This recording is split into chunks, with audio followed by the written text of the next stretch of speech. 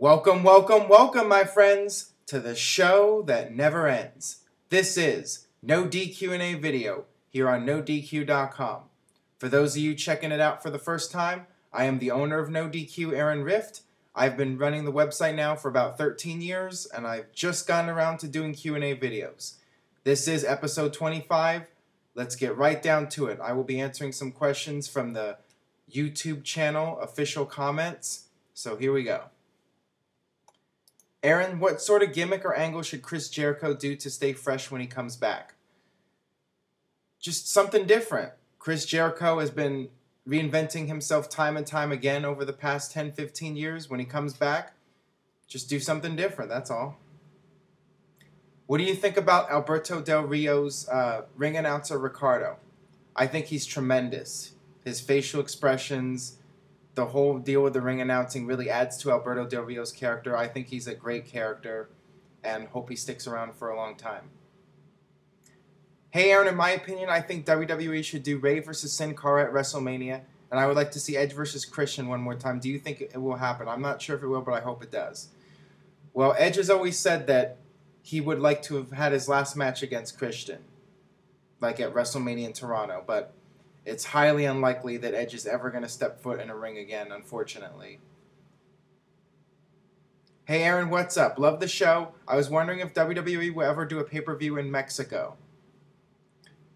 Yeah, I definitely think it's a possibility at this point. WWE has been going into Mexico more and more. They're breaking into that market. Mexico is really, really doing well for WWE.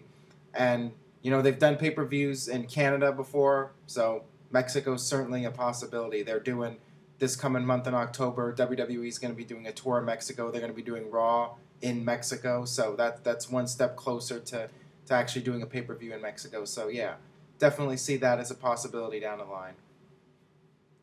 With ratings going down due to football, in your opinion, what could they do to make the show better? Just better writing, better character development. There's not a whole lot they can do right now. Football is going to take a chunk of Raw's audience.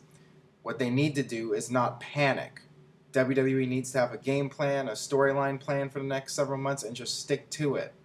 If they keep changing plans every week, you know, it just reeks of desperation, and it shows people that they really have no idea what they're doing, and they're desperate.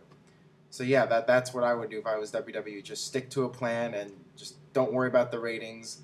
Just try to make a show go from week to week, making sense and being logical and being able to keep people interested. That's all. Hey Aaron, I was wondering, do you think Chris Jericho will come back right after either Rock or Cena won at WrestleMania 28?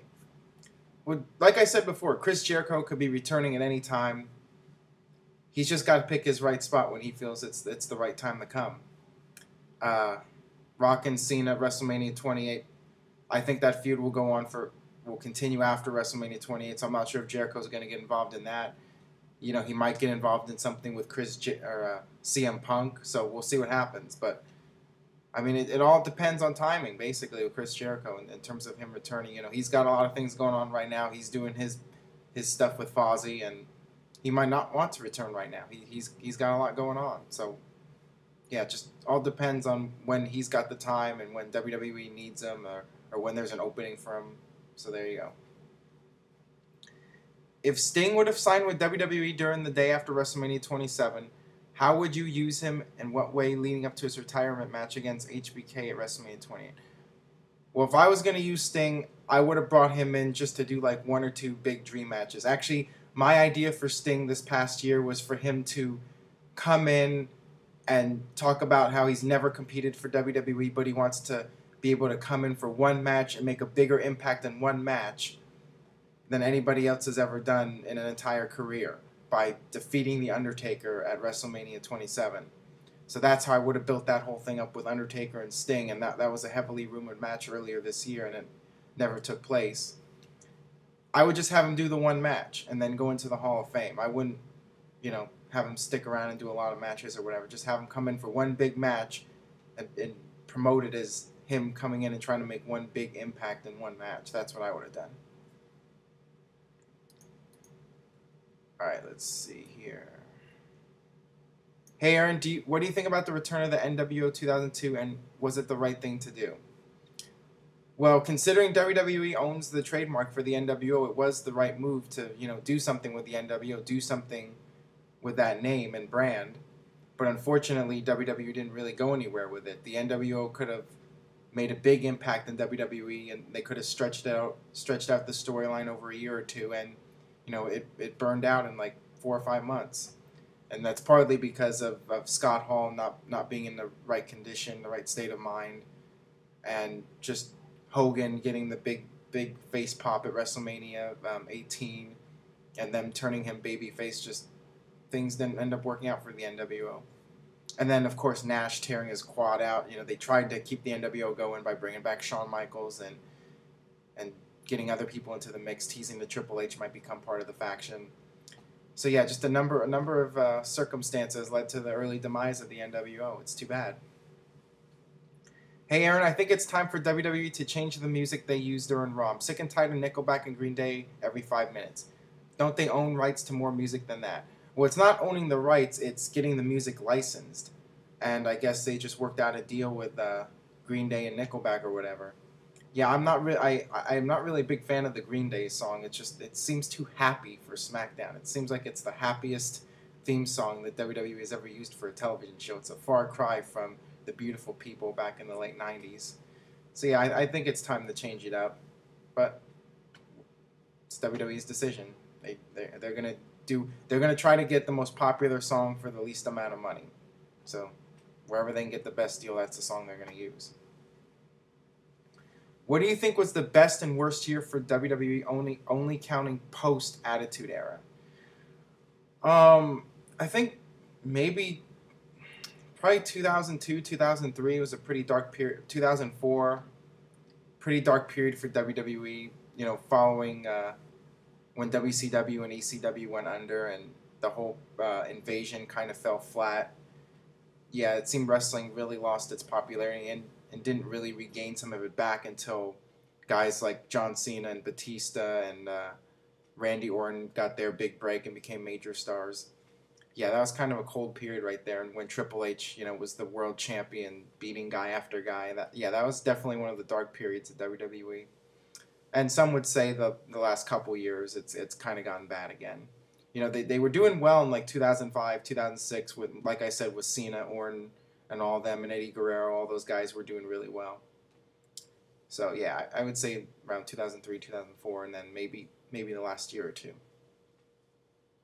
Do you think SmackDown has become stale after this year's draft?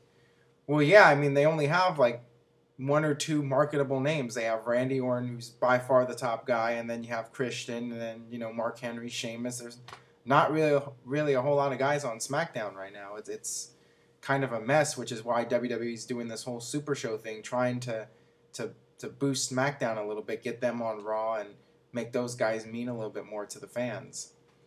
But yeah, if they really need to try to balance out the rosters. But hopefully, if SmackDown ends up going live on Tuesdays, which is definitely a rumor at this point, and it's a possibility, yeah, I could see them boosting up the SmackDown roster a little bit and trying to even it out. But they still want Raw to be the A show, and that's still going to be the priority no matter what. So yeah, unfortunately, SmackDown's always going to be seen as the B show. But maybe if it goes live, it'll get a little bit of a boost. We'll see. Which Goldberg theme music did you like best and why? The WCW version or the WWE version?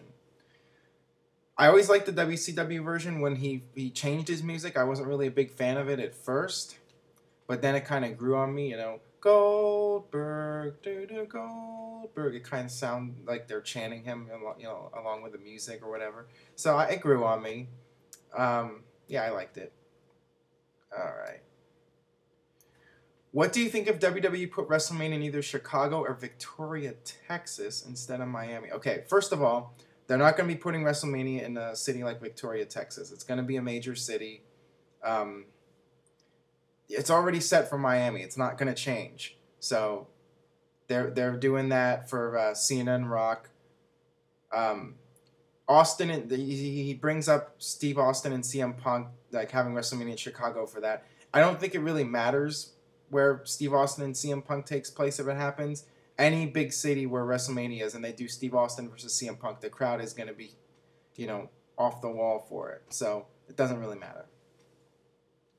Hey Aaron, if The Undertaker had one more WrestleMania match, my opinion would be him versus the guy he never defeated. That would be Brock Lesnar. If Brock ever agrees to do one more match against Undertaker, your thoughts?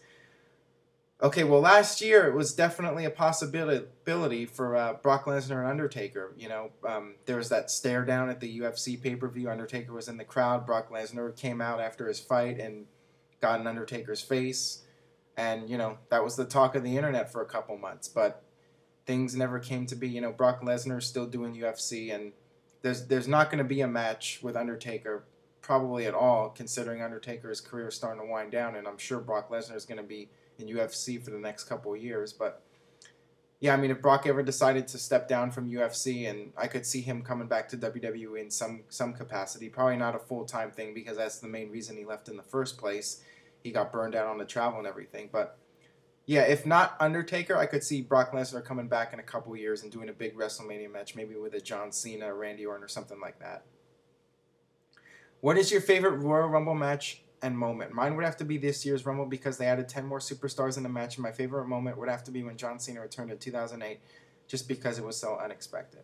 Okay, well, yeah, I liked the John Cena return in 2008. It was definitely a surprise, but I would have to say the big moment for me, my favorite Royal Rumble match, period, was 1992 with Ric Flair winning. And just that was one big moment right there for me. Just everything about it. Flair's performance, Bobby Heenan on commentary, Gorilla Monsoon, the interaction between them, Piper, Hogan, Sid, everything about that Royal Rumble. That was my all-time favorite by far. Let's see, do we have any more here? All right, that about does it. I answered all the YouTube channel comments. Thank you very much for checking out NoDQ&A video on NoDQ.com. Right now, my inbox is closed for Formspring. I have about 1,000+ questions I have to get through, so try to hold back from sending in questions for the time being. But please leave a comment, youtube.com/NoDQCAW. Leave a comment on the channel comments. It's below the videos. Just interact with other fans. Let me know what you think about the show, and please subscribe. Please spread the word. Tell a friend. You know somebody that watches WWE or TNA? Have them check out this video, NoDQ&A video. We answer your questions about the world of professional wrestling, and I try my best. With that, we'll see you next time, and thank you for watching.